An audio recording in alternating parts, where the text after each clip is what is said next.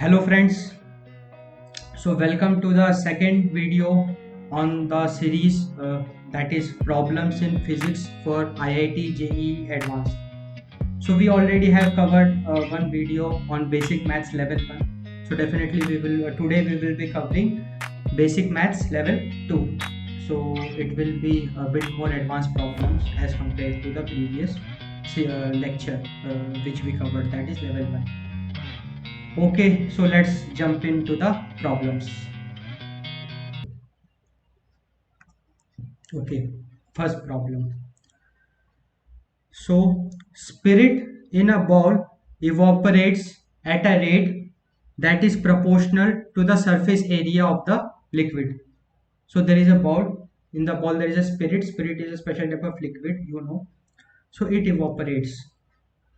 And definitely, the rate of evaporation is directly proportional to the surface area of the liquid. It is understood because you can very easily observe, imagine if you have a small ball and you have a large ball in let us suppose in 10 seconds, if you observe, you will see that the amount of liquid which evaporate from the larger ball, the amount of liquid which will evaporate will be more, because uh, if the ball is larger surface area is exposed to the surrounding, and hence more particles will be emitted. So rate of evaporation is directly proportional to the surface area of the liquid. It is given in the question and it is understood also. Yeah. It is also given that initially the height of the liquid in the ball is h naught. Okay. And it becomes h naught by 2 in time t naught. So in any time t naught, the height becomes h naught by 2. It is obvious because liquid is evaporating, so height will decrease. Now they are asking how much more time will be needed for the height of liquid to become h naught by 4. So apart from t naught, see at time t naught, height is h naught by 2. Now they are asking at what time the height will become h naught by 4. So at what, how much more time? So they are asking more time. So there is a trick here. Okay. So first I want you try it yourself. Pause the video and try it yourself before jumping into the solution. Yeah. Okay. So I hope you are done with the you came up with the solution. So let's see. So as we have already seen the problem is very straightforward. It is clear to us. There is a ball. Initially the height is h naught at time t naught, and after some time definitely liquid is evaporating. So after some time the height will decrease. So they are asking at what time that height will be h naught by 4. So okay.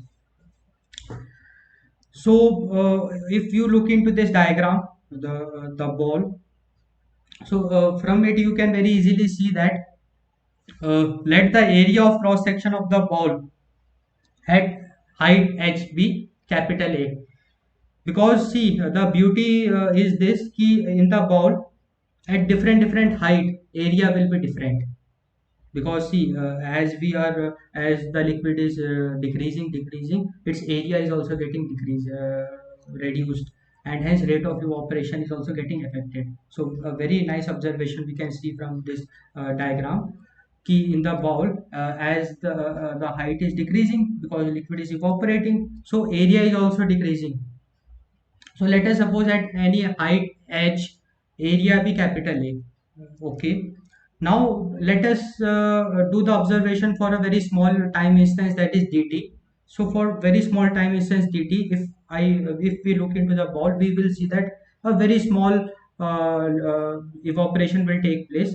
So the change in height will be dh, means height will decrease by dh. And you know that volume is equal to area into length or area into height. This you should know. So definitely volume of liquid that evaporates at time interval dt, that will be the area, that is capital A, and height which gets evaporated, that is dh. So a dh. Okay. Now in the question, and as per our concept also, we already know that rate of evaporation is directly proportional to the surface area. So what is rate of evaporation? Volume of liquid evaporating per unit time. So volume of liquid evaporating is ADH, and here per unit time is dt. So ADH upon dt is directly proportional to A, because A is the area of cross section which we have taken. I hope it is clear. Until now everything is very clear, I hope. Now, definitely, if we have to remove this proportionality constant, directly proportional, so we have to introduce a proportionality constant. So let us, we are introducing minus k. So here we are introducing minus because, see, h is decreasing with time. So dh by dt will be a negative quantity. See, what is dh by dt? Rate of change of height with respect to time. So with time, height is decreasing. So dh by dt will be a negative quantity. This, you know, basic calculus. If any quantity increases with time, it is a positive. If any quantity decreases with time, it is negative. So dh by dt will be a negative. So that's why we are introducing a minus sign here, in the proportionality. So we can write a dh by dt is equal to minus k upon a. Here a we can cut. So definitely we get dh is equal to minus k dt. A very straightforward calculation. Now you have to just do the basic integration. So we will be integrating dh from, see, integration always we do from any initial boundary condition to any final boundary condition. So here we are doing integration from h naught, that is the initial height, to any height h. Okay, and time is 0 to t. Okay, so when you do that, so you will get the relation. So this is the very most important relation for this question. So this is small h is equal to capital H naught minus kt. So small h is the height of the liquid at any time small t. So by changing the value of t, you can calculate height, and here k is unknown. So still our equation is not complete because k is unknown.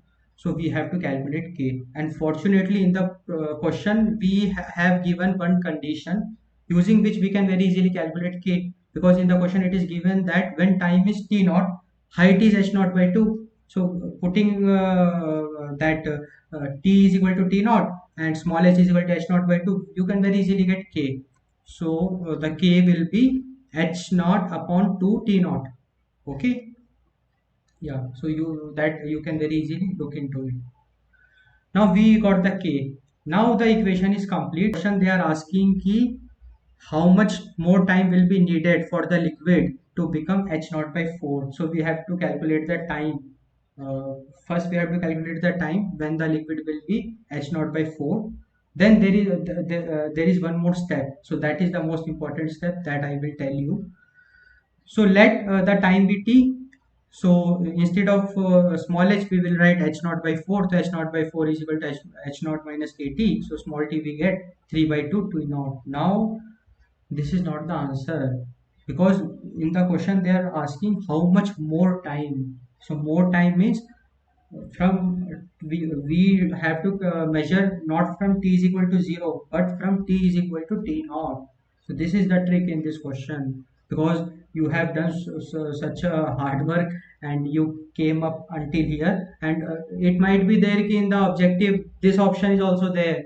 So you got excited, oh aa gaya, I got the answer, I got the answer, and you tick, and after that you realize, oh, it became wrong.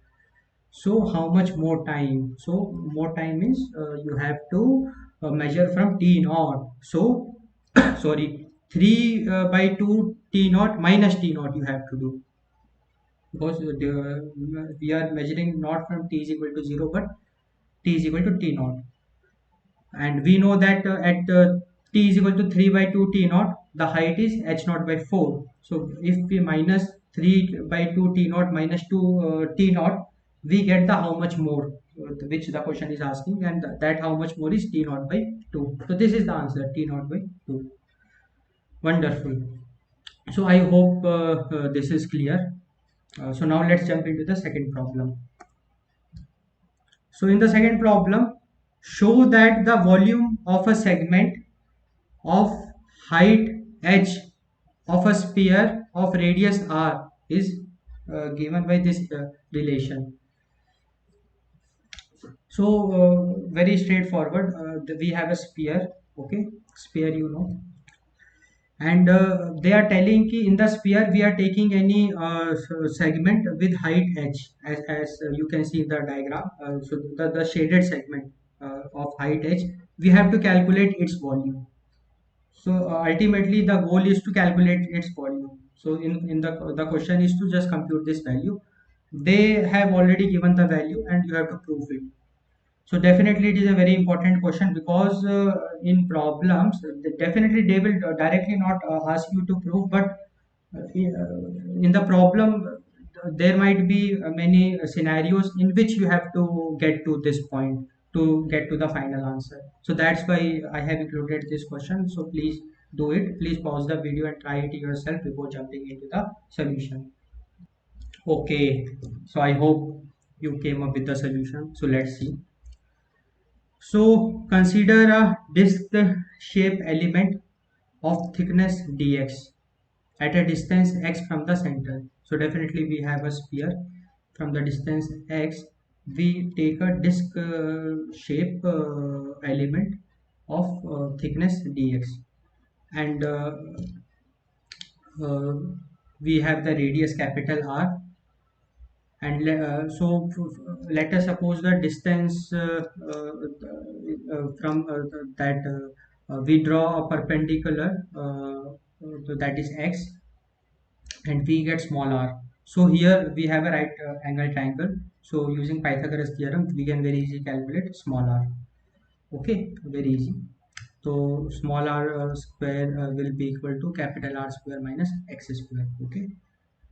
Now the disk. See what disk is representing here. If you talk about sphere, so sphere is a 3D figure. So definitely you can feel that it is made up of many discs. So let us suppose you have plates. So you just pile up lots of plates. So you get a sphere-like structure. So sphere is made up of disc. So we have taken any particular disc of thickness dx. So disc is that disc. Okay.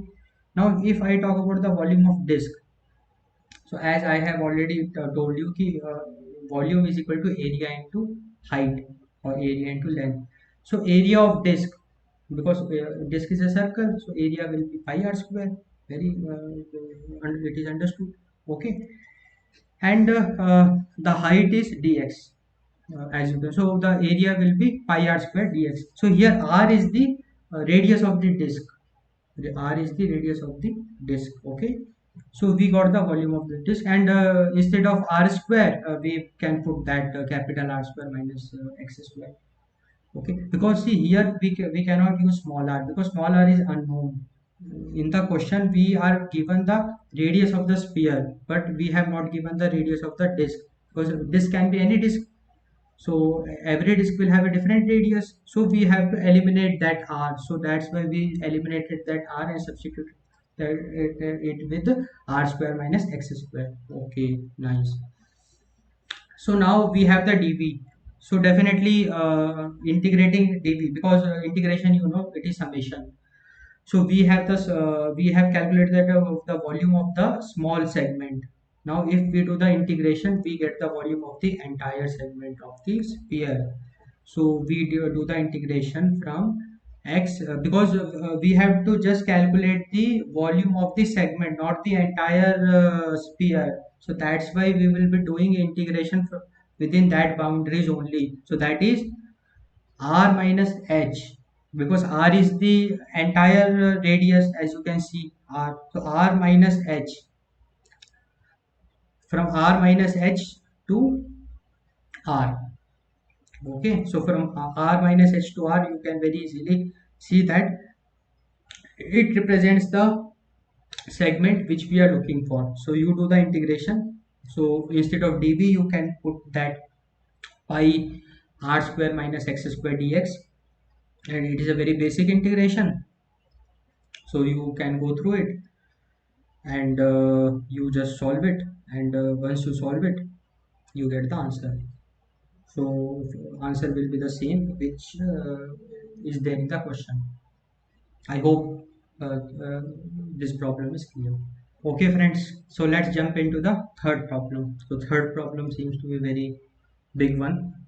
So it is into three parts. So let's decode it one by one. So the amount of energy a car expends against a resistance is approximately given by capital E is equal to capital A, capital D, V square. So here E is the energy measured in joules, K is a constant, capital A is the cross-sectional area of the car viewed from the front. Okay. D is the capital D is the distance traveled by the car in meters, and small v is the speed of the car in meter per second. Okay, so we have given some basic parameters about the car, and it is also given that when the car moves, definitely it moves against the air resistance. So whenever we do work against any opposing force, there is a loss of energy. So definitely car means expense means loses some energy. Okay, now Julie. Okay, so Julie wants to drive from Mumbai to Delhi and get good fuel mileage. So the goal of Julie is to get the good fuel mileage. For the following questions, assume that the energy loss is solely due to air resistance. So we have to neglect the heat, because see, energy is lost in heat also, due to friction of road also.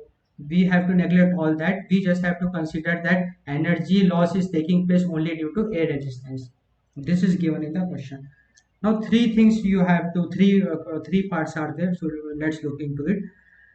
Julie usually drives at a speed of 52 to 54 kilometer per hour. Okay. How much more energy will she use if she drives 20% faster?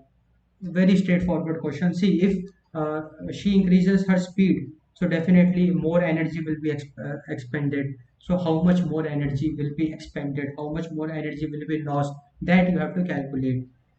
In the B part, there is one more character in this question, that is Harshit. Harshit drives a very large SUV car, and Julie drives a small car. Every linear dimension of Harshit's car is double that of Julie's car, because you know SUV is a very big car and Julie's car is a small car. So every linear dimension will be double. It is given in the question. Find the ratio of energy spent by Harshit car to Julie's car. So big car to small car, energy ratio you have to calculate when they cover the same distance, and also speed of Harshit was 10% faster. So big car, SUV car was moving with 10% faster speed. They both the car covered the same distance. So you definitely, so during the journey both the car will be losing some energy. So you have to calculate the ratio. Key ratio between loss of energy by the Harshit's car, that is the SUV car, and the small car. So it is also very straightforward question. Uh, okay, so C part, they are asking write the dimensional formula for K. That is capital K. In the equation, capital K is given, so you have to calculate, find the dimensional formula for K. Will you believe that K depends on density of air? Okay. So definitely pause the video and try it yourself before jumping into the solution. So let's jump into the A part of the problem. So the question is very clear. So if we look into the A part, so in A part it is given that if Julie drives the car 20% faster, then how much more energy the car will use? Yeah, how much more energy will be wasted by the car? So this is what we have to find. Okay, so we can very easily see that E is equal to KAdV square, it is given. So let us suppose if Julie is driving with a speed of 54 kilometer per hour, then the energy loss, yeah, energy expended against a resistance, let it be capital E. So what we can do, we can write capital E is equal to, instead of V, we substitute it with 54. So 54 into 54 into KAD. So this is E. Now if the speed is 20% faster, so 20% faster means 54 plus 20% of 54. I hope it is clear. So definitely now the velocity will become 54 plus 20% of 54, and if we put this velocity we get E1. So E1 is the loss in energy at high speed, so that is E1. So when we substitute the values, so we get E1 is equal to 54 into 6 by 5 into 6 by 5 into KAD. So this very easily you can get by a simple mathematics. Okay. So now we have now we have E1. So see, in the E1, instead of KAD, we can substitute it with E upon 54 into 54, because this is also very clear. So we get a relationship between E1 and E. So after solving, we get E1 is equal to 36 upon 25 into E. So I hope until here it is very clear. Okay. Now what exactly we have to find? How much more energy? So here also we have to calculate the rise in energy, means how much more energy it will be wasted when the speed is increased. So it is very straightforward. Final energy minus initial energy upon initial energy into 100%. So E1 minus E upon E into 100%, that we have to calculate, because how much more energy it is asking. So more energy means difference in energy, rise in energy. So rise in delta E, so that is E1 minus E upon original energy, that is E into 100. So after solving you get the answer to be 44%. Now let's jump into the B part. Okay. So B part is also very straightforward. So in the B part, as you can recall, there is a big car, there is a small car, SUV, and normal small car, which Julie is using. So we can consider area of cross section of car to be as area of rectangle, because we can imagine car to be a kind of a rectangle if we look from the front, and area of rectangle, L into B. Yeah. Now let us suppose the area of cross section of small car be A2. Means for the small car all the things we take 2, means A2, V2, and definitely area of cross section for a large car is A1.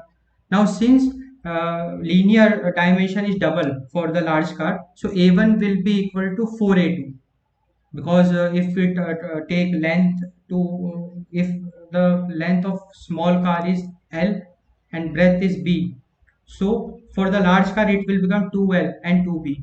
So if we multiply we get 4LB. So LB is the A2. So ultimately the trick is in this concept. So area of cross section of large car is that 4A2. So A1 is equal to 4A2. Very straightforward. Yeah. So now the speed of large car V1. So sorry, in the problem it is given that the large car is at 10% faster than the small car. So speed of large car V1 is equal to speed of small car V2 plus 10% of V2. So when you will solve it, you get V1 is equal to 11 by 10 V2. Very straightforward calculation. So now you have to calculate E1 by E2, because ratio you have to calculate. So as you can see, E1 by E2 by the formula it will be K A1 capital D V1 square upon K capital A2 D V2 square. So now here A1, as we have already derived, A1 will become 4A2, and V1 is 11 by 10 V2. So 11 by 2 V2 square, and the denominator will be as it is. So we will do some cuttings. After cuttings and all that, we get the ratio to be 121 upon 25, and we get the final answer 4.84. So this is the answer. Okay, so the C part. So in the C part, they are asking write the dimensional formula for K. So definitely, if you have to write the dimensional formula for K, so K will be equal to E upon AdV square. So E is energy. So you know the dimension of energy. So energy is equivalent to work. If you talk about dimension, what is work? Work is force into displacement. So what is the dimension of force? Force is mass into acceleration.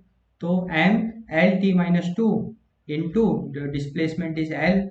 So ultimately the dimension of energy is ml square t minus 2. Area you know L square. D is the distance, that is L. And V. What is V? V is velocity. So velocity is displacement upon time. So L t minus 1. So if you square it, you get L square t minus 2. So after all the cuttings and all, you get the dimension to be ml minus 3. Very easy. So this is the dimensional formula for K. Now one more thing they are asking ki, whether K depends on density of air or not. Okay. So if we look into the dimension carefully, you can see that it is like mass upon volume, because the volume is L cube. So definitely it is dependent on density, because the dimension itself is of density. So the answer is yes. Yes, it is dependent on density of air. So now let's jump into the fourth problem. Okay. The volume flow rate Q in meter cube per second. So that is cube meter cube per second of a liquid through pipe having diameter d is related to viscosity of water. The unit is in Pascal second, and the pressure gradient along the pipe, that is dp by dx. And they have given the concept of pressure gradient also, and they have given a formula. So let's understand the question. So see, in the question there is a pipe. The pipe diameter of pipe is d, and definitely in the pipe a liquid is flowing. So the viscosity of the liquid is given. Now definitely when liquid flows, there will be a rate. So rate is Q. So what is rate? Rate is volume of liquid flowing per second.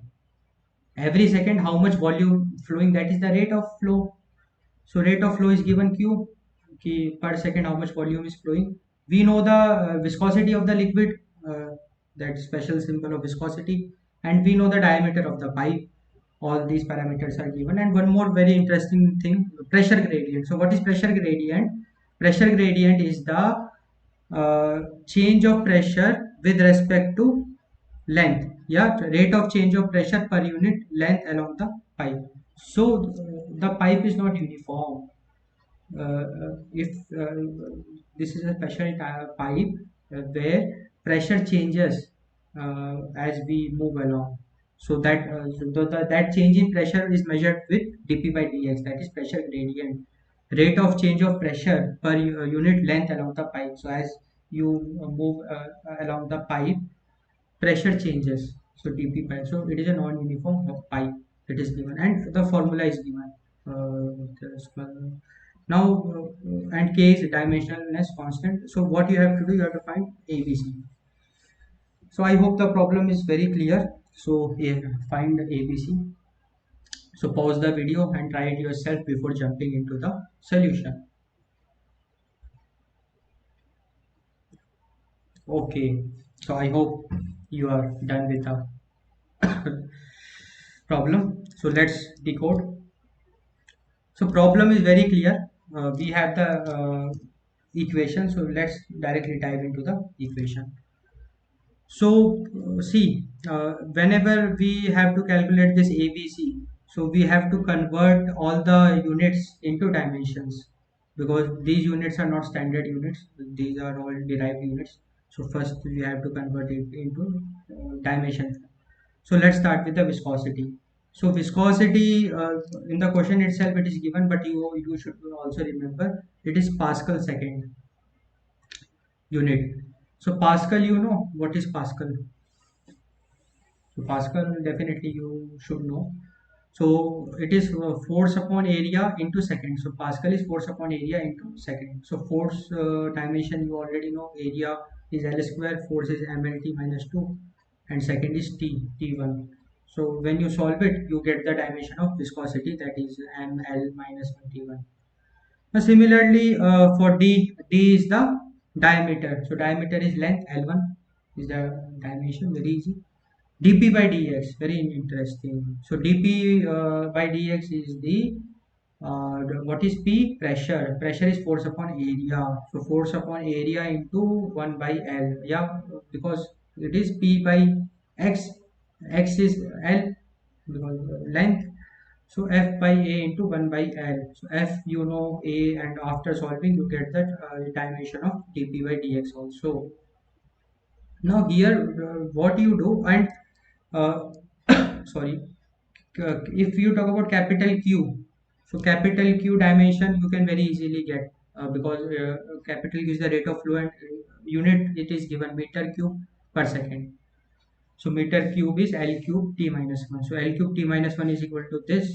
So you substitute, and you bring mass together, L together and T together, and you compare it with I think this concept is clear, very basic concept.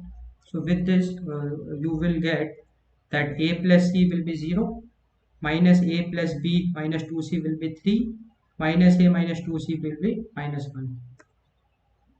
Okay, and with this you get the answer that a is minus 1, b is 4, and c is 1.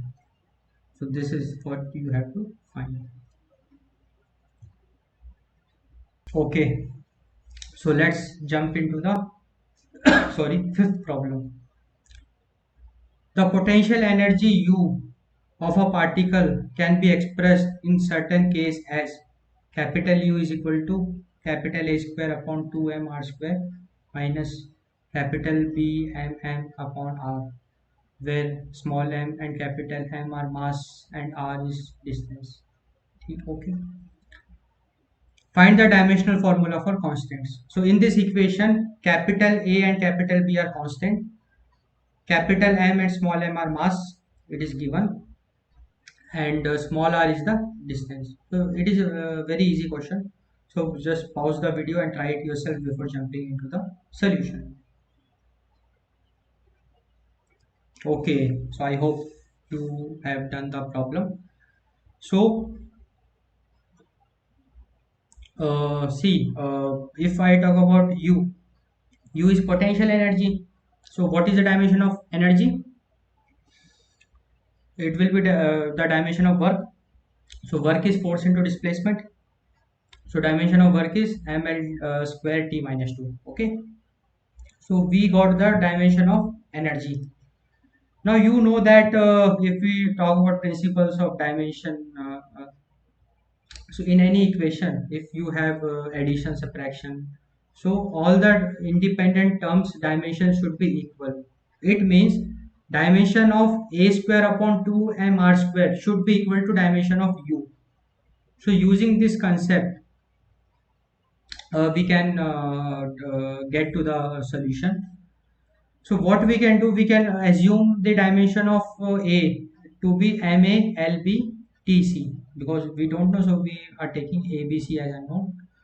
Now, sorry, using that the principle which I told here just now, we can write ML square T minus 2 is equal to M2 minus 1. See, now what you do, instead of that a square, you will substitute, instead of a, you will substitute MA, LB, TC. So it becomes M2A, L2B, T2C upon M L square. So when you solve, you get this M2A minus 1, L2B minus 2, T2C. So you just compare it. So 2a minus 1 is equal to 1, 2b minus 2 is equal to 2, 2c is equal to minus 2, or a, b, c you get. So a is 1, b is 2, c is minus 1. So you just substitute that, so you get the answer. So the answer is for the capital A dimensional formula is ml square t minus 2. Okay. Similarly, dimensional formula B for B M A L B T C. Yeah. So similarly, we have to just equate. So for energy we know, and for this we have calculated that this B we have assumed MALBTC and mass MN upon L. So when you do the solving and comparing, you get A minus 1, B 3, C minus 2, and you put and you get the answer.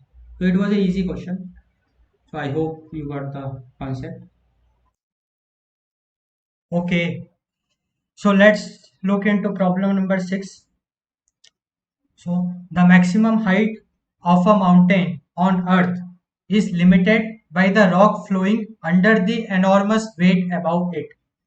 So definitely if we talk about mountain, so definitely mountain is a huge structure. So the bottom of the mountain, it always experiences heavy pressure due to the mass above it. So because of that, it starts breaking down. So the maximum height of a mountain is limited by the breakdown of its bottom surface. So it is understood, we can very easily observe it. Studies show that maximum height of the mountain depends on Young's modulus Y, acceleration due to gravity G, and density of rock D. Okay, it is given. So A part. Write an equation showing the dependence of maximum height of mountain on Y, G and D. It is given that unit of Y is Newton per meter square. Very nice. So it is a very good question. So you have to write the formula for H. So you have to derive the formula for H using the principle concept of dimensions. And the B part is take D is equal to 3 into 10 to the power of 3 kilogram per meter cube. Y is equal to 1 into 10 to the power of 10 Newton per meter square, and G is equal to 10 meter per second square. Okay, this we can take, it is given. And assume that maximum height of a mountain on the surface of earth is limited to 10 kilometer. So height of Mount Everest is nearly 8 kilometers. Okay. So in the question it is given that we can assume the maximum height to be 10 kilometer. So Mount Everest, you know, it is the tallest mountain. So its height is 8 kilometer. Okay. So write the formula for H. So in the B part you have to write the formula for H, and in the A part you have to establish the dependence of H on all the given parameters. So it is a very straightforward question. So please pause the video and try it yourself before jumping into the solution. Okay. So I hope you have done the problem. So let's jump into the solution. So if we talk about the A part, so definitely in the question itself, it is given that H is dependent on Y, G and D. So what we can do, we can write H is proportional to Y की power of A, G की power of B and D to the power of C. So this we can assume because exactly we don't know how they are dependent. So we can write YA, GB, DC as you can see. And when we remove that directly proportional, we introduce a proportionality constant. So initially we start with this equation: H is equal to K capital YA GB DC. Okay. Now we know that from the principles of dimensions, dimensions of LHS should be equal to dimensions of RHS. So this you know. So if I talk about the dimension of LHS, that is the dimension of height. So height is L. So definitely its dimension will be M0 L1 T0. It's very clear. And if I talk about dimension of RHS, so first I have to calculate the dimension of Y. So how you will calculate the dimension of Y? Using the unit. So in the question the unit is given. Unit is Newton per meter square. So Newton per meter. So what is Newton? Newton is force. Force is mass into acceleration. So mLT minus 2. So mLT minus 2 into L minus 2. So the dimension of Y is mL minus 1 T minus 2 की power of A. Similarly, gravity. What is gravity? Gravity is acceleration due to gravity. So it is acceleration. What is acceleration? change in velocity per unit time. So what is velocity? Lt minus 1 upon t. So it is Lt minus 2. So the dimension of G is Lt minus 2 to the power of B. Similarly, D, what is D? D is the density. Density is mass upon volume. So ml minus 3 because volume is L3. So m1 L minus 3 is the dimension of density. So ml 3 ml minus 3 to the power of C. So in this way we derive the dimension of every quantity. Now what you do, you just solve it. How you will solve it? You just group all the m together, l together, a together and compare the powers. So definitely we get a plus c is equal to 0. When you solve, you will get this minus a plus b minus 3c is equal to 1, and minus 2a minus 2b is equal to 0. This you get. Solving it, you can very easily get a is equal to 1, b is equal to minus 1, c is equal to minus 1, and putting the value, you get the formula. H is equal to k y upon GD. So see how magical it is. So using the principles of dimension, we establish the relation of maximum height of a mountain on the given parameters. So yeah, so I hope it is clear. And see, looking into the dependency, you can see that it is still incomplete because k is unknown. K is a constant, so we have to calculate the value of k. So once you calculate the value of the k, then it is 100% complete. But in the question it is asking for dependence. So from the dependency point of view, we got the answer. Yeah, so now let's jump into the b part. So in the B part, it is given that the density is given, Y is given, and G is given, and also they are telling ki HP can take 10. So definitely putting all the values, we get K. K is the unknown.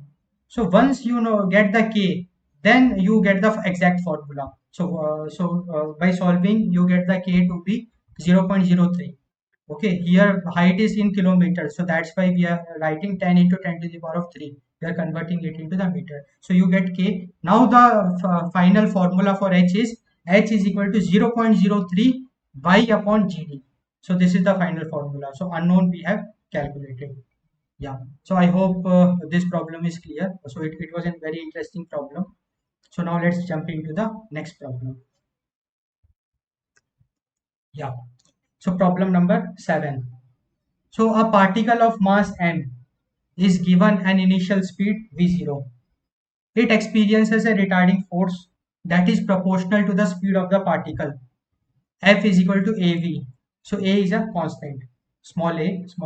So definitely a very straightforward observation. We have a particle of mass m. It is moving with an initial speed v0, yeah, v naught. So in the problem, it is given that the retarding force acting on the particle is directly proportional to the velocity. So if the particle moves faster, the retarding force will also increase. And if the particle slows down, the retarding force also decreases. So it is given. So you have to calculate two things.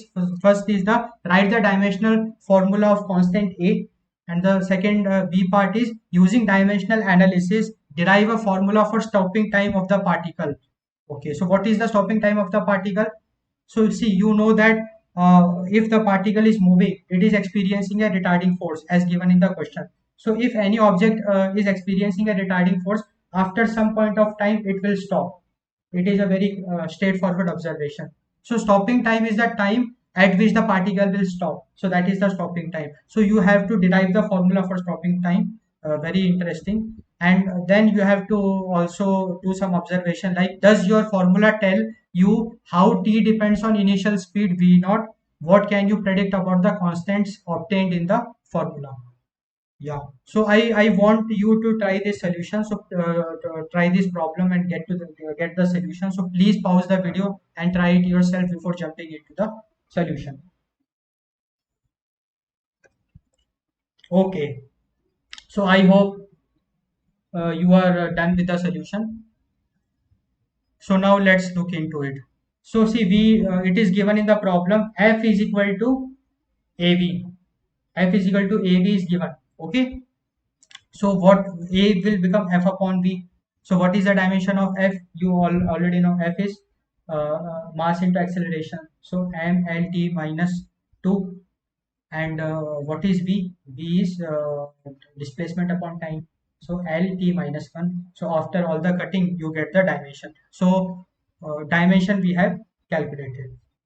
Okay, so let's jump into the B part. So in the B part, definitely first we have to derive the formula for the stopping time.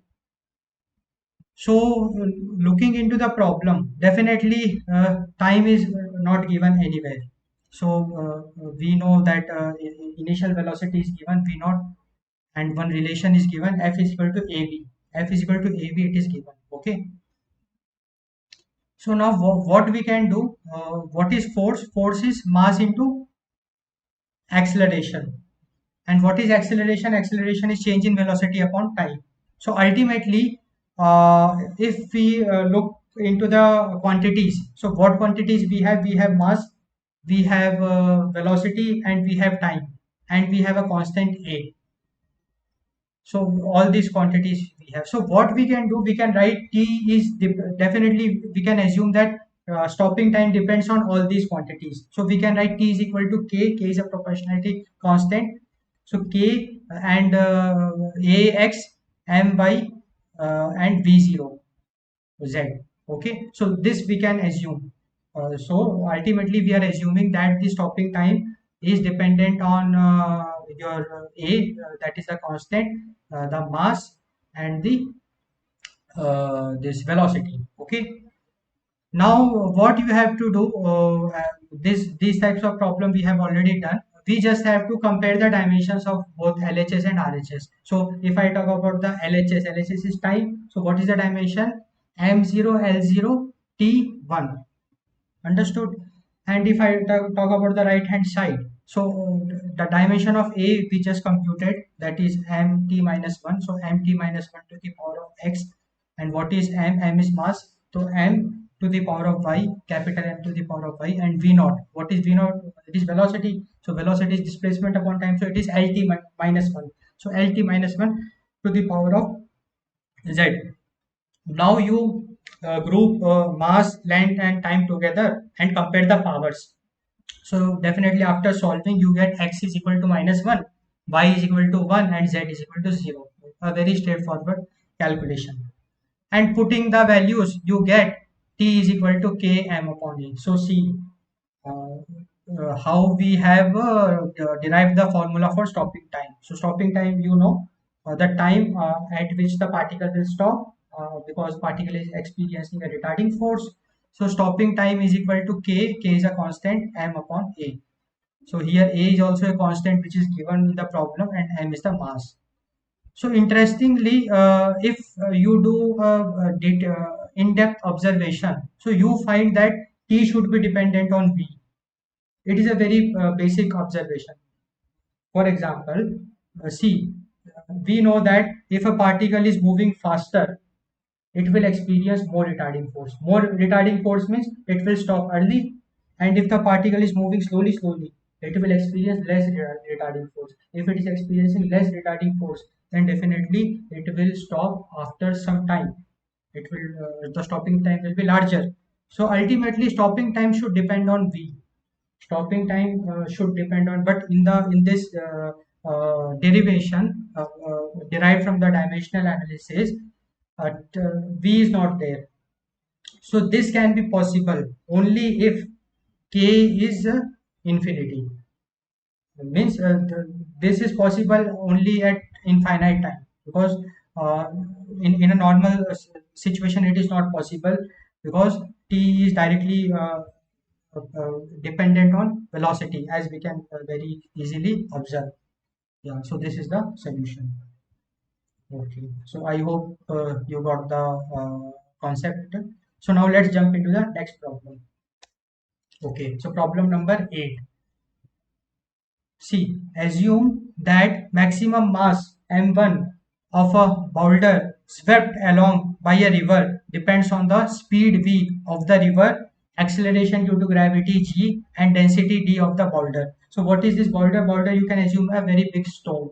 because see, in the river there are big stones that also flow with the flow of the river. So boulder, you can assume a big stone. So we have a big stone of mass m1. It is swept along by a river, and the yeah, and it depends on the speed v of the river. River is also moving with the speed v, acceleration due to gravity g, and density d of the boulder, means that stone. Now, what you have to calculate? Calculate the percentage change in maximum mass of the boulder that can be swept by the river when speed of the river increases by 1%. Okay. So please pause the video and try it yourself before jumping into the solution.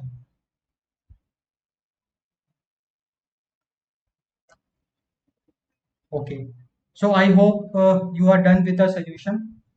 So let's first decode the problem and then get into its solution. Okay, how we will solve it. So see, problem is very straightforward. We have a boulder. So boulder has a mass. It is not that ki river flow can carry any mass. So river flow can carry some limited mass. So maximum mass that can be swept by the river will depend on the velocity of the river speed, because fast moving river can swept away heavy masses also, acceleration due to gravity and density of the boulder. So the mass of the boulder that river can swept away, it depends on the speed, density of the boulder, and the gravity. Now in the question it is given that let us suppose the speed of the river is increased by 1%. So definitely when speed will be increased, it can carry more mass, means it can carry away, sweep away more mass. So percentage change in maximum mass that can be swept away by the river, that you have to calculate. Okay. So definitely in the problem we don't know any formula, because for this type of problems we have not remembered any formula like F is equal to ma, yeah, work done is equal to force into displacement. So we have to derive a formula, and that using that formula we have to calculate the percentage change. So whenever in any problem you are stuck with the concept, means you don't know the formula, you derive it. So the best one of the best tricks to derive the formula is dimensional analysis. So if in the question it is given that mass is dependent on v g d, so we can write m is equal to k v x g y dz. Very straightforward. K is the constant. And now you just compare both dimensions. Dimension of LHS should be equal to the dimension of RHS. So what is the dimension of LHS? That is M. So M1, L0, T0. And what is V? V is the speed. So LT minus 1. So LT minus 1 x. Okay. And what is G? Acceleration. Acceleration is change in velocity upon time. That is LT minus 2. So LT minus 2 to the power of y. And what is d? D is the density, mass upon volume. So ml minus 3 to the power of z. You just group all the parameters like m, l, t, you group it and you compare the powers. So after grouping and comparing the powers, you get z to be 1, x plus y minus 3z is equal to 0, minus 2x minus 2y is equal to 0. On solving, you get x is equal to 6, y is equal to minus 3, and z is equal to 1.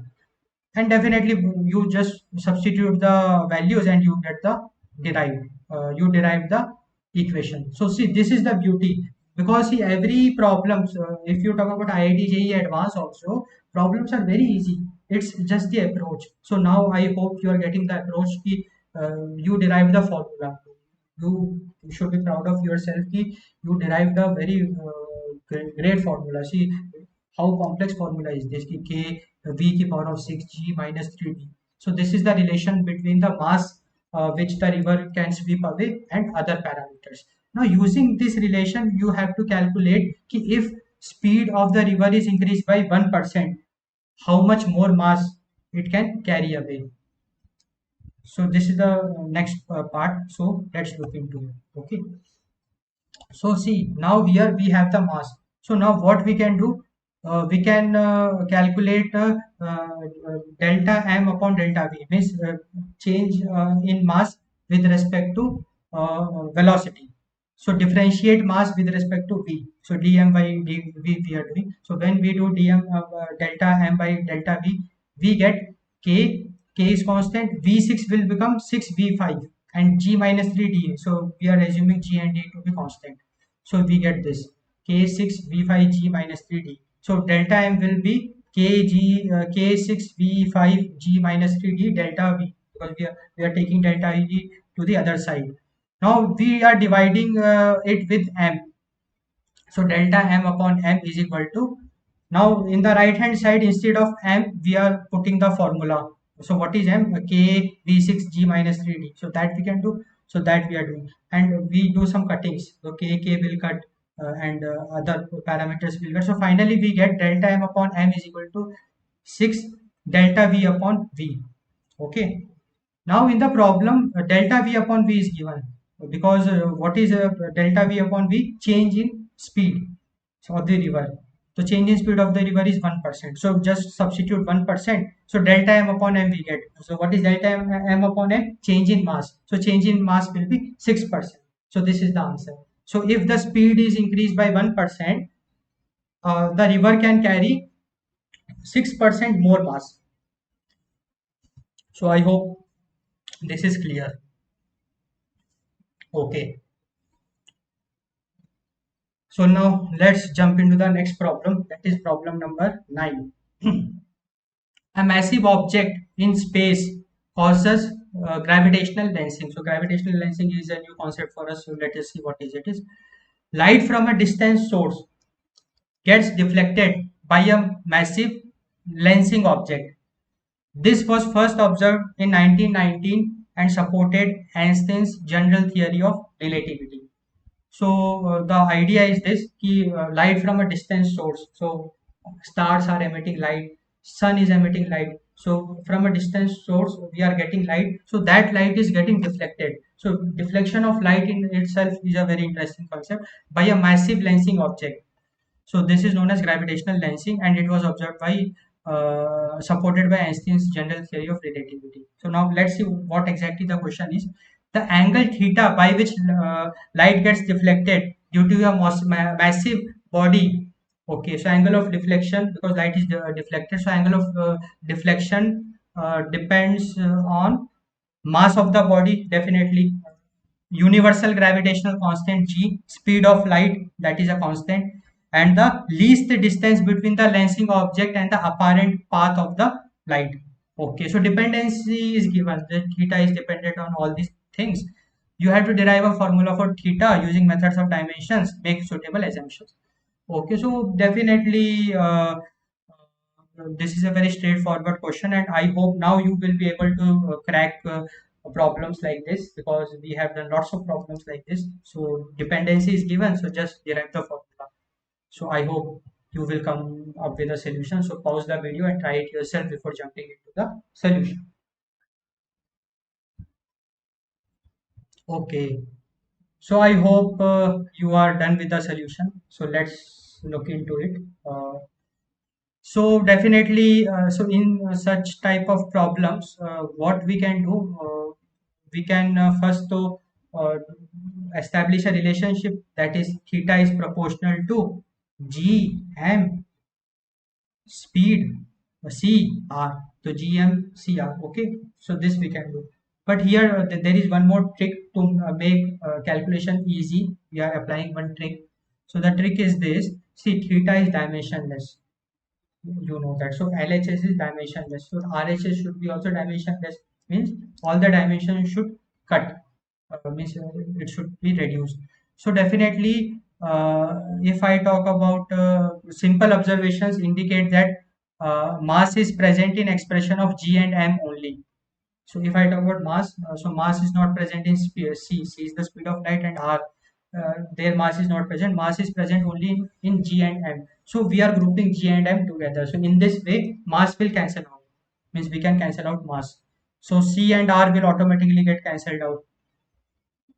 So what we have done, we have written theta is equal to k gm to the power of x, c to the power of y, and r to the power of z. So this you already know, we do like this. Now the next thing is to derive the dimensions of each and every quantity. So you know that gravitational constant. So you know the formula of gravity also, that acceleration due to gravity. Yeah, force of attraction, force of gravitational force is equal to capital G m1 m2 upon r square. From that you can very easily calculate capital G. So it will be m minus 1 L3 t minus 3. Okay. C is the speed. Speed is Lt minus 1. You know. M is mass, that is m1, and r. So what is r? R is the distance. So that will be L. So you just substitute the dimensions.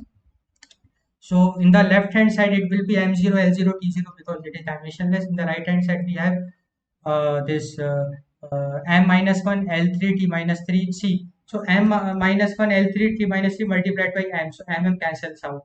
It will get cancelled out. So we get L3 t minus 2 to the power of x, Lt minus 1 to the power of y, and L to the power of z. So after you just group all the quantities together and compare the powers. So you get 3x plus y plus z is equal to 0. 2x plus 2y is equal to 0. It implies that y is equal to minus x and z is equal to minus 2x. This you get. And yeah, now here you are not getting the exact value. So you are getting y is equal to minus x and z is equal to minus 2x.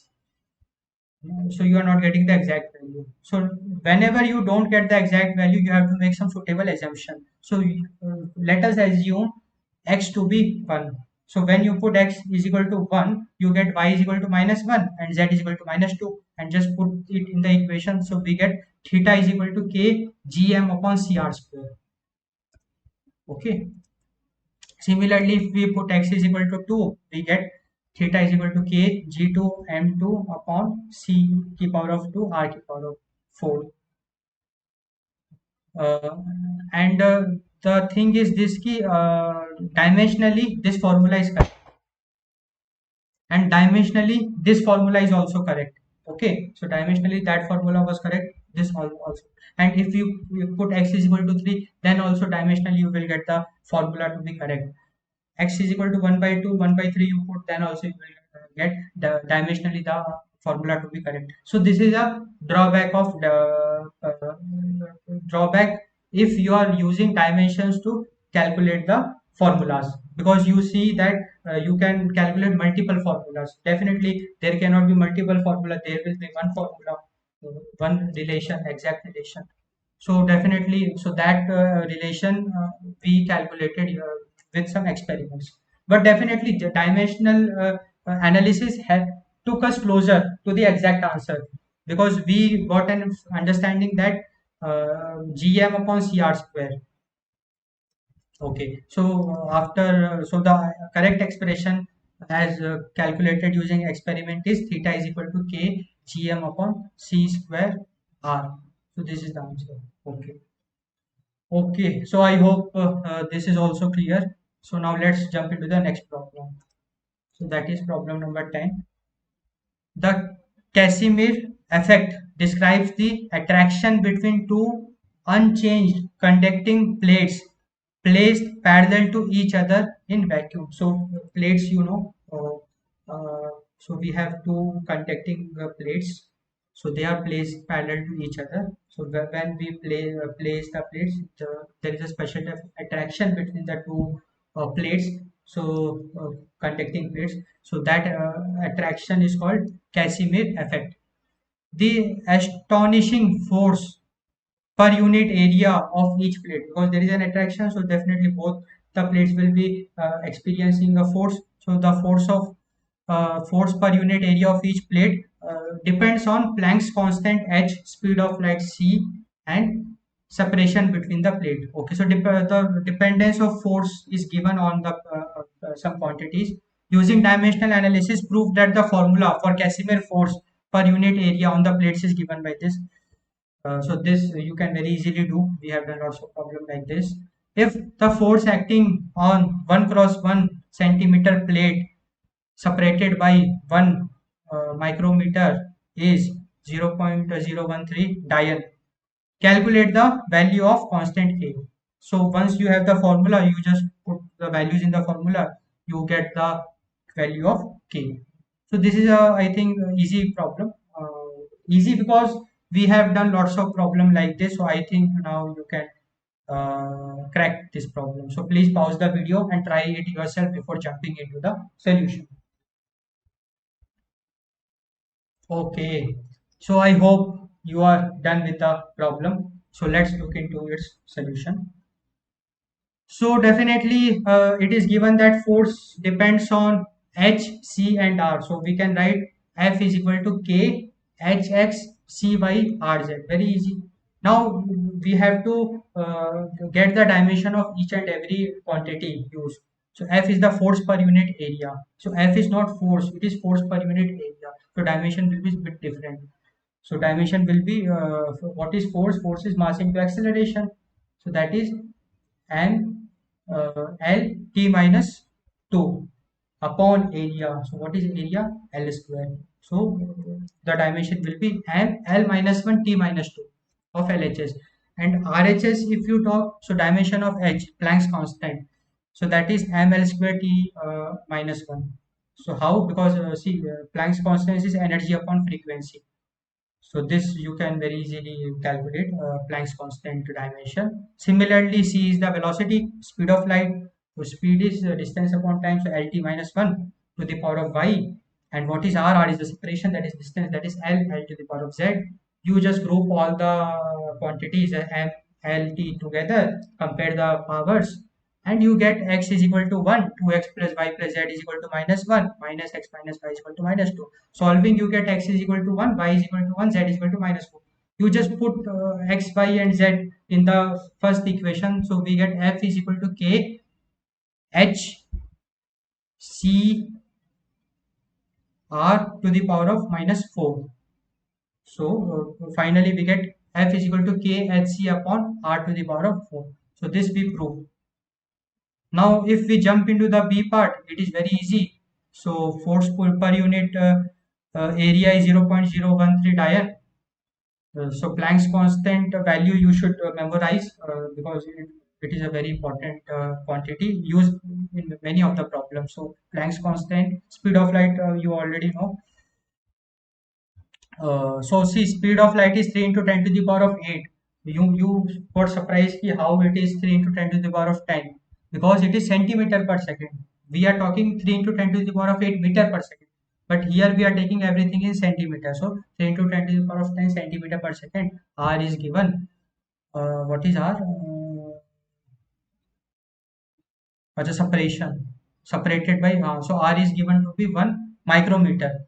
So when you convert it into centimeter, it will get 10 to the power of minus 4 centimeter. So here you just put the values in the formula. So you get the answer. So basic calculation that you can practice and you can get the answer. So the value of K. Wonderful. So hopefully this is also done. So now let's jump into the next problem. So problem number 11. Scattering of light is a process of absorption and prompt re-emission of light by atoms and molecules. So definitely there are atoms and molecules everywhere.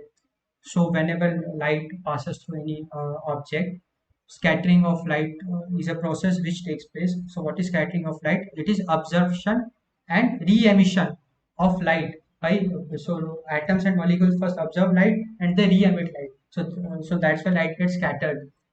Lights get scattered. Okay. Scattering involves particles smaller than wavelength of light, is known as Rayleigh scattering. So definitely you know there is an electromagnetic spectrum. So different waves are there. So light scattering involving particles smaller than wavelength of light is known as Rayleigh scattering. So if we talk about wave, we have X-rays. So that is also a special type of wave. We have gamma rays. So all of the different spectrum, that range has different wavelength and different frequency. So all the rays having wavelength smaller than the wavelength of light, means visible light. So if those are involved, those rays are involved, then the scattering is Rayleigh scattering. It is given in the problem. Let AI be the amplitude of incident light on a scatterer of volume P. So amplitude, you know, because for every wave there is an amplitude. So we have a scatterer of volume V. Sorry, light is hitting that scatterer, and a light of amplitude AI. The scattered amplitude at a distance r from the scatterer is AS. Assume that AS is directly proportional to AI. AI is the amplitude of incident light, and AS is the amplitude of the scattered light. You can assume that with the problem.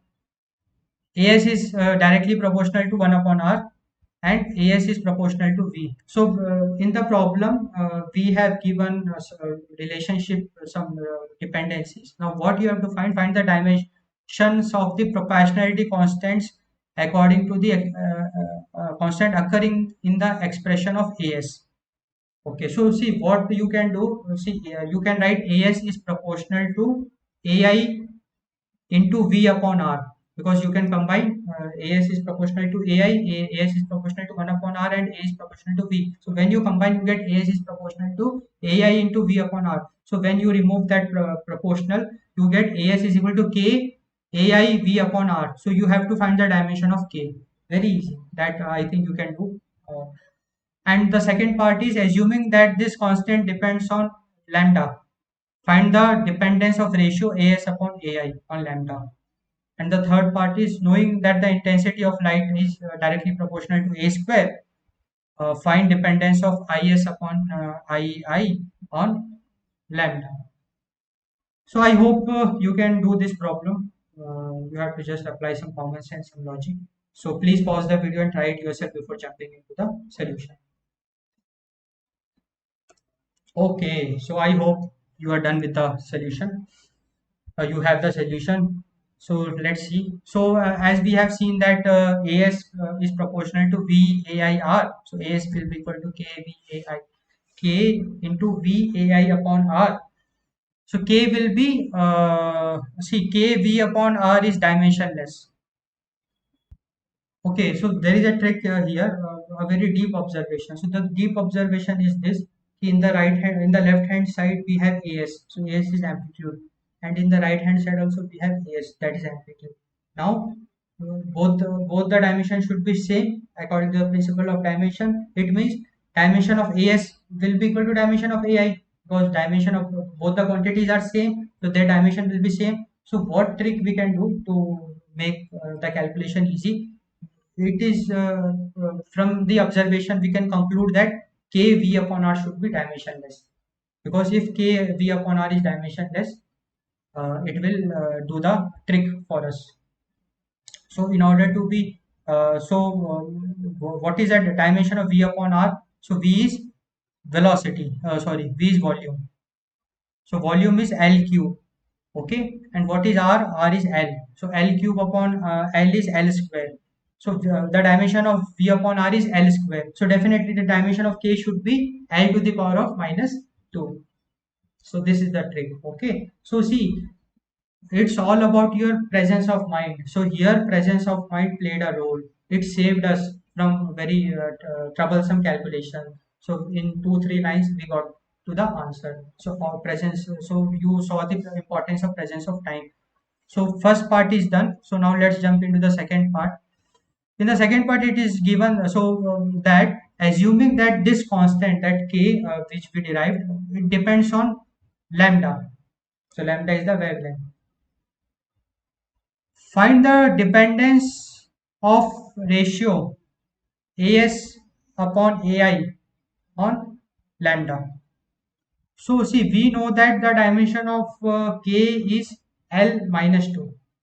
So if the dimension of k is L minus 2 and it is given that k is dependent on lambda, so definitely k should be proportional to lambda to the power of minus 2, because lambda is also length, wavelength is length. So the dimension of wavelength is also L. So we can write k is proportional to lambda minus 2. Now, so what we can write, uh, now you have to find the ratio. Now you have to find the ratio. What the ratio is? AS upon AI. That you have to find. So how you will find that AS upon AI? So that let's see how we will find. Okay. So as upon ai.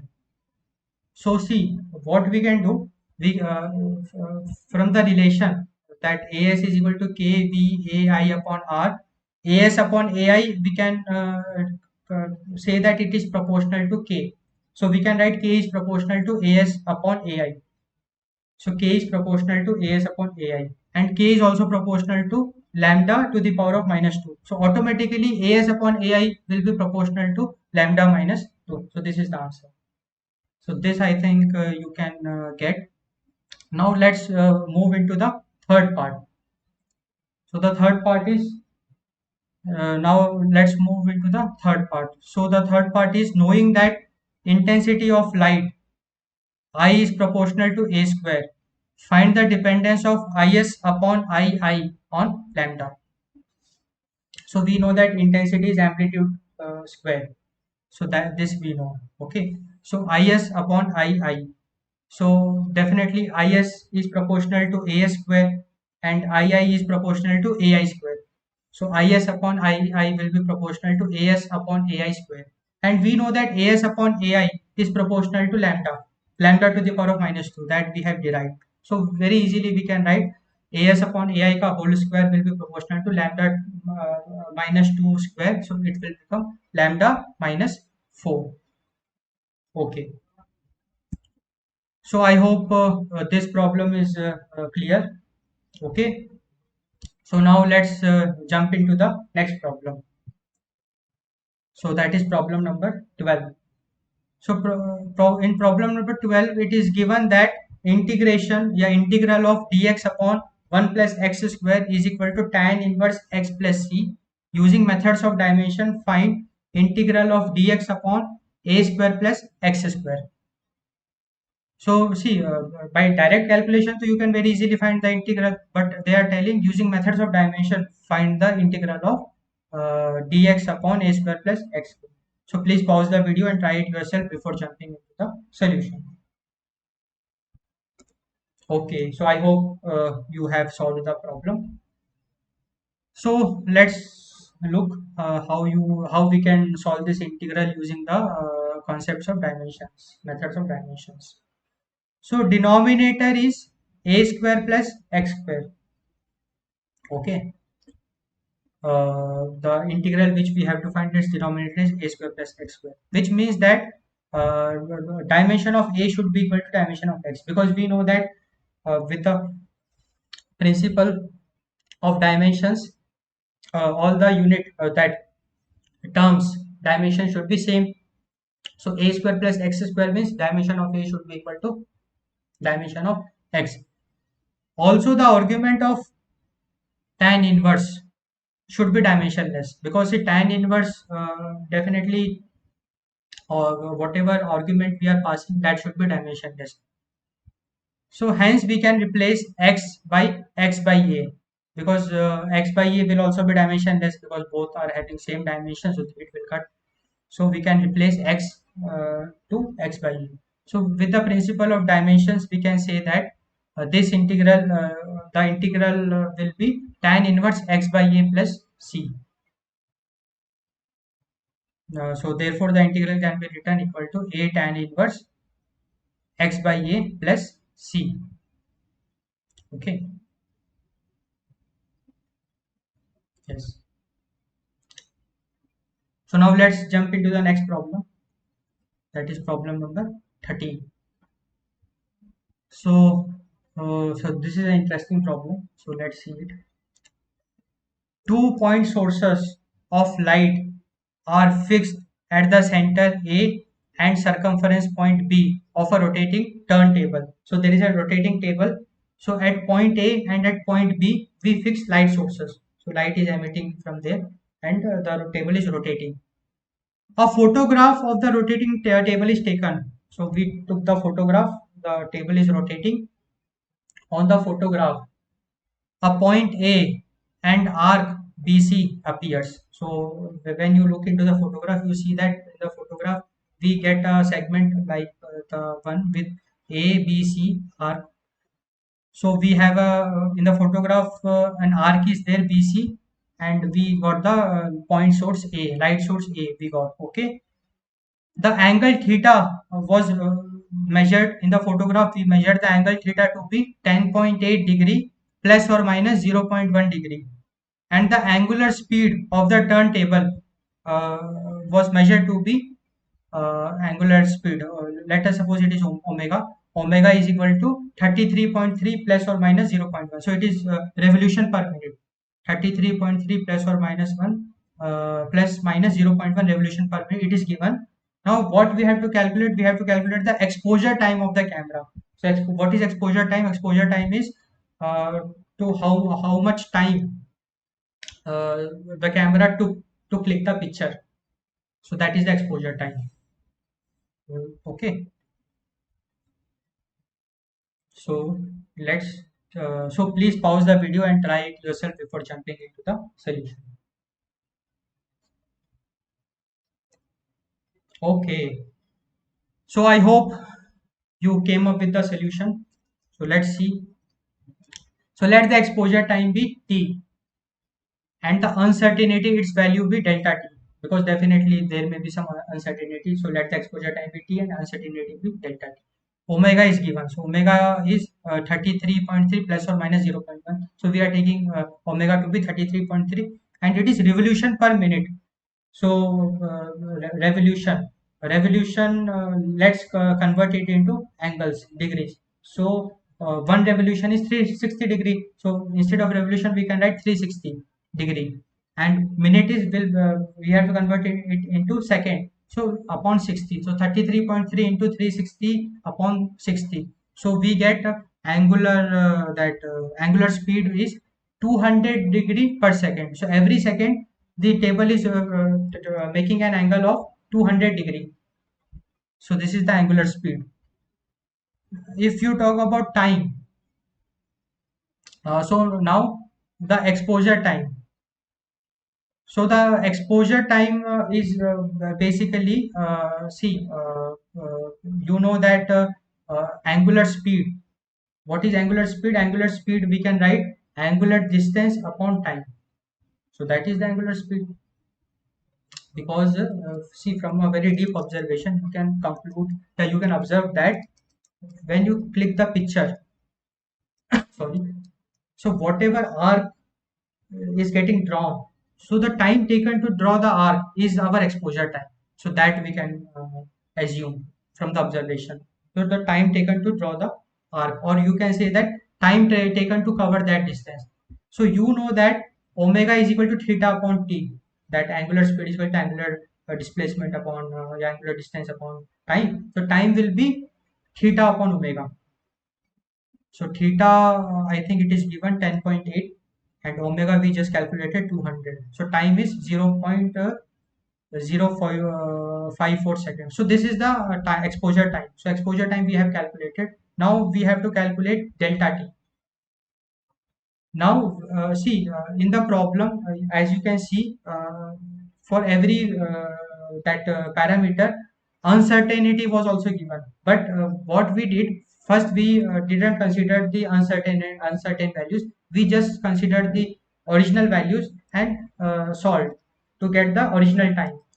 Now what we will do, we will consider all the uncertain values to calculate the uncertainty in time, that is delta t. So definitely this relation you might know. If t is equal to theta upon omega, we can write delta t upon t is equal to delta theta upon that theta plus delta omega upon omega. So the idea is uncertainty in time is equal to uncertainty in your angular speed and uncertainty in your theta, that is that angular distance angle.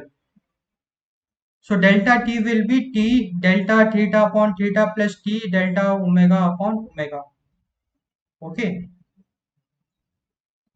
So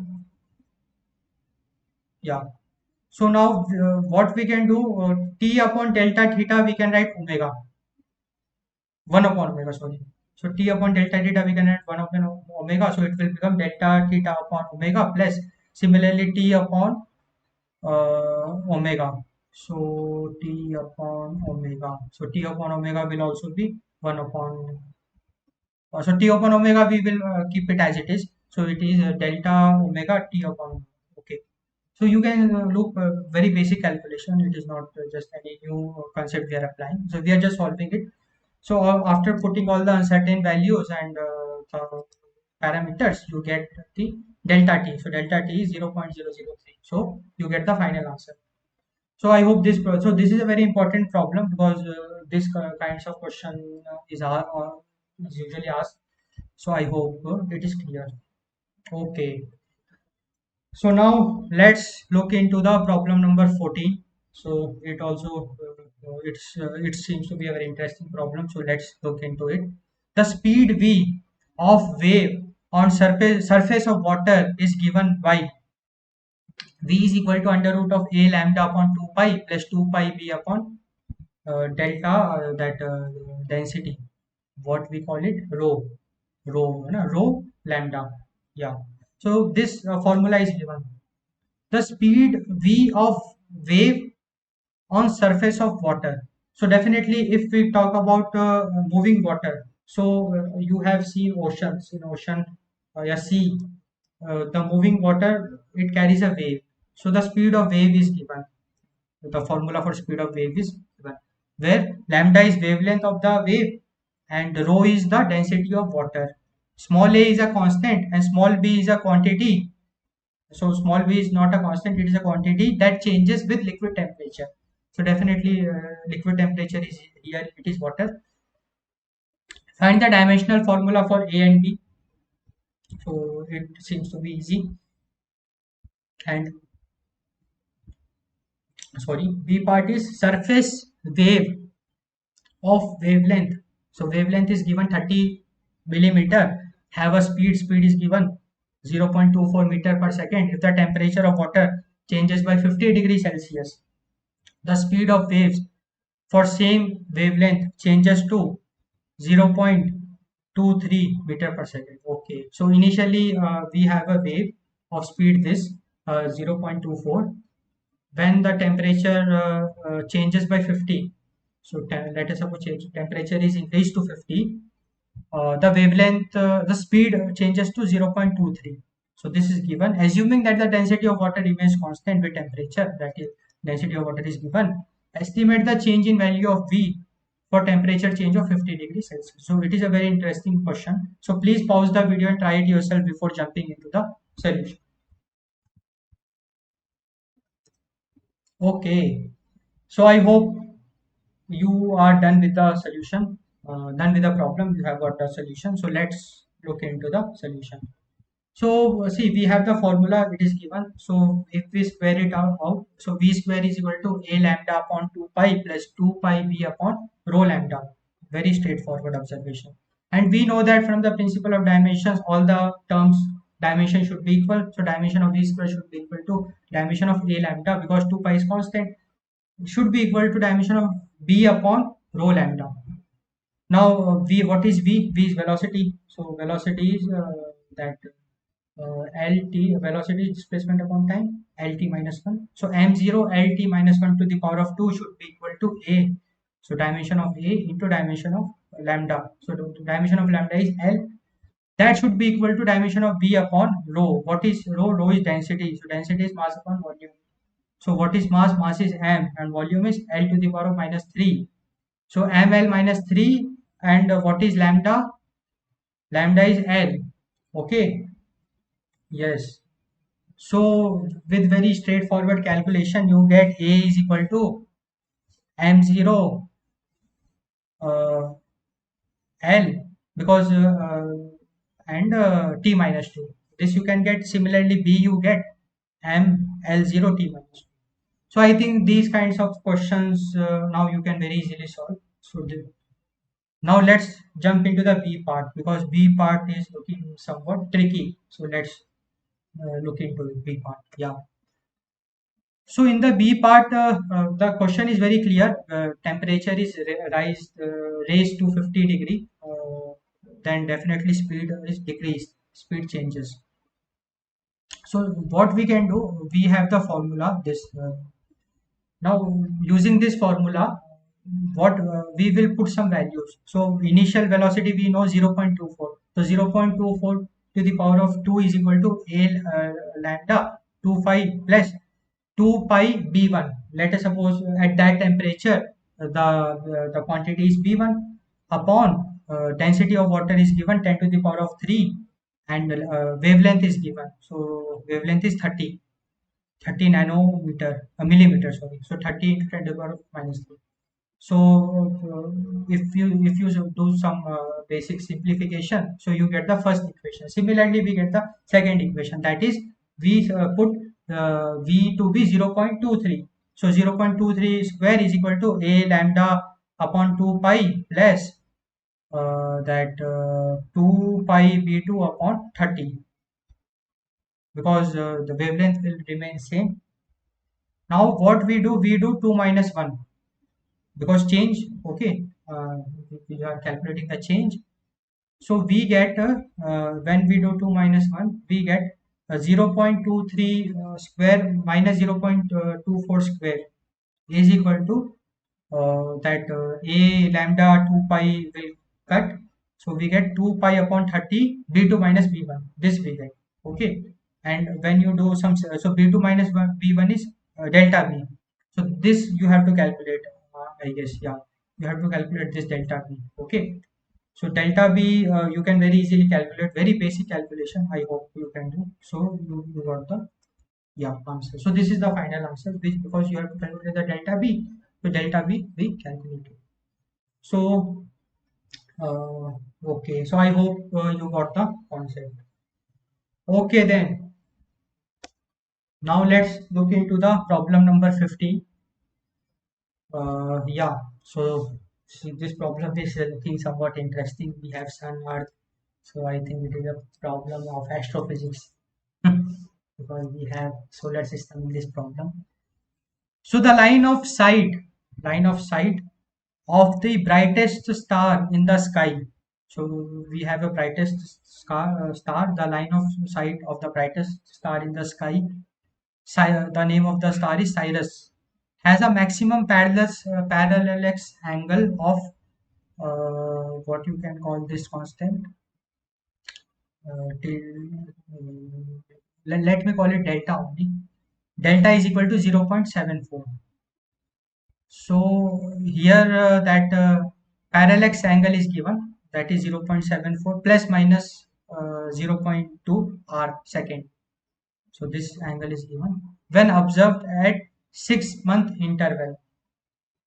The distance between two positions of the earth at 6-month interval is 3 into 10 to the power of 11 meter. Calculate the distance of Sirius from the sun with uncertainty in unit of light year. So we have to calculate the distance in unit of light year with certainty. So we want exact answer. Given 1 light year is equal to 9.460 into 10 to the power of 15 meter. It is given. And pi is equal to 3.14. So let's try to decode the question, because the question is a bit tricky. So see, from the question we can see that Earth is revolving around the sun. So definitely at 2 points, means in the interval of 6 months, Earth will be at two extreme positions, as you can very easily see from the figure. So the distance is r. So at the 6-month interval, the distance, that two extreme position distance is r. Okay, and when you measure the star, when you look into the star from these two extreme positions, you make an angle. That angle is given. That is, I think, this theta. Now using these parameters, you have to calculate the distance of the star from the sun. Now the problem is straightforward. So please pause the video and try it yourself before jumping into the solution. Okay. So now I hope you cracked the problem. So let's look into the solution. So the required distance, let us suppose it be x. So x will be r by 2 tan alpha by 2, because see, it will make a right angle triangle. Okay, so the perpendicular will be r by 2 and the base is x. Okay, and the that alpha, so here it is, they are using alpha. So let us suppose alpha will be alpha by 2 for the upper triangle. So you know that tan theta is perpendicular upon base, so tan alpha by 2 will be r by 2 upon x. So x will be r by 2 upon tan alpha by 2. So this is very clear. Okay, so it will be r by 2 upon, so tan alpha by 2 we can write alpha by 2 approximation. So it will be alpha by 2. So it will become r upon alpha. So x will be equal to r upon alpha. So alpha is given, that 0.74 arc second. So it is arc second. Okay, so we have to convert it into this radians. Yeah. So see, there is a trick. If you have to convert arc second into degree, you have to convert the that data by 3600. So for proof, definitely you can search Google. You can Google it out for the exact derivation, but it is a relation. So definitely, alpha is in arc second. We have to convert it into degree. So what we do, 0.74 upon 3600. I hope it is clear. So, and converting degree into radian is very easy. Multiply it by pi by 180. So we got the alpha in radians. Okay. So now x is equal to r upon alpha. R it is given. I think r is given in the problem. Yeah, 3 into 10 to the power of 11. So r is given meter, and 3 into 10 to the power of 11 r is given, divided by alpha we just calculated. So we get the x in meter, but you have to calculate the x in light year. So here definitely you should know the relationship between meter and light year. Okay, so what is light year? Okay, so here it is also given, 1 light year is equal to 9.46 into 10 to the power of minus 15 meter. So just convert, so just divide this by 9.46 into 10 to the power of minus 15. So definitely you will get the relation in light year. So when you solve it, you get the answer, that is 8.84 light year.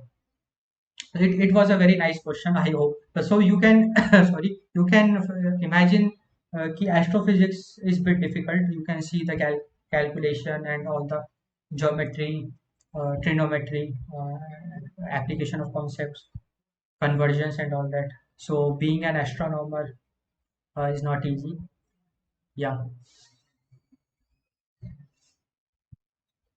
So, okay, don't be happy. This was just the first part, because we have to calculate the distance with uncertainty. So, we have calculated the exact distance. Now, let's calculate the uncertainty also. We know that x is equal to r upon alpha. We just derived. So, uncertainty in x is equal to r, sorry, r upon alpha square delta r. So this you might be knowing, you have already have studied this uncertainty, concepts of uncertainty in units and dimensions chapter. So here, uh, okay, because see, in the problem, uncertainty of angle is given. So uncertainty of r is not given. So that's why we just have to use the delta alpha. So delta x is equal to r upon alpha square delta alpha. So yes. So similarly, you can calculate delta alpha, as we have calculated alpha. So delta alpha is 0.02 arc second. So divided by 3600 and multiply by pi by 180. So you get it in radians. So you just put the values, you get 0.24 light years. So this is the uncertainty. Now we have completed the problem. So true value we calculated, and uncertainty also we calculated. Okay, so I hope you enjoyed this problem. Okay, great. So let's congratulate both of us. We done 15 problems, 15 at IIT JEE advanced problems of basic maths level 2. It's been accomplished. So please practice, practice, practice, because all the problems you do it many times. So you get an approach, your concepts will get more clear. Okay. So definitely thanks for your time. Thanks for watching. And very soon I will be coming up with more such videos on this series. So stay tuned and subscribe to my YouTube channel, Ankul Marwari.